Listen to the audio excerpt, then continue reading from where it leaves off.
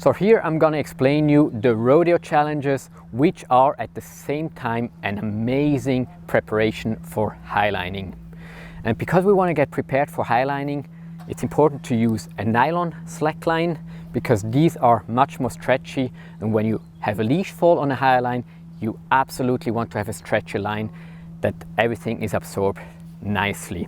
And nylon slacklines just feel much more flowy than polyester slacklines. Here I have the Traveler slackline.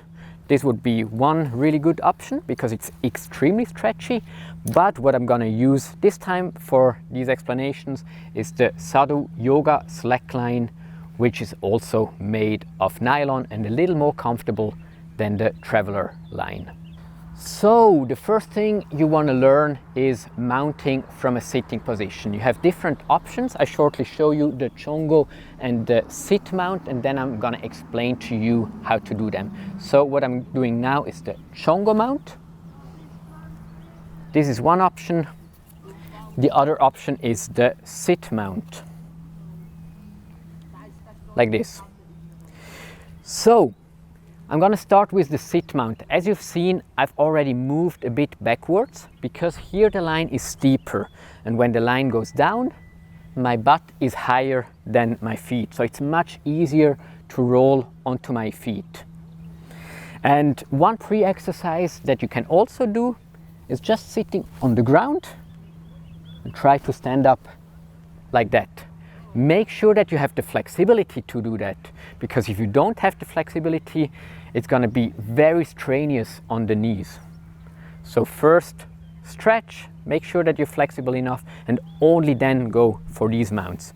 So for the sit mount, if I have the right foot in front, I sit on my left butt cheek. And I want to get stable with both feet at the same time on the line. This is pretty easy with one leg down. Then you lift this knee higher and higher until you feel comfortable in this position.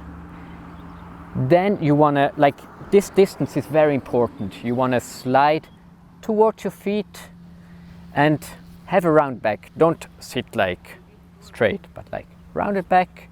Lean a bit backwards, take the momentum, go to feet. And only once your center of gravity is between both feet, only then stand up. Now for the chongo mount. The chongo mount is pretty dangerous for the knee. It's a very stable mount that you can do in many different positions on slacklines. But if you have a torsion in this knee, if you like twist the knee, there will be a lot of pressure on your meniscus, and you might risk the health of your knee. So make sure to never experience pain with the chongo mount. Stop immediately when you feel pain and try to have the knee aligned as good as you can and as little twisted as you can. So then also make sure that you have the flexibility to really sit down on the heel and go to this position. If you cannot sit down on the heel, the force transition will all be on the knee, which again is super dangerous for the knee. So try to have the force transition here from butt to heel. Go here, have like 80% of the weight on the leg, 20 on the hand. Try to lift the leg, and once you touch here, take off the hand and mount. Mounts are extremely important on highlines, but don't try the mounts like 50 times in one day. Give your knees enough time to regenerate. Try max 10 tries a day, but repetitively.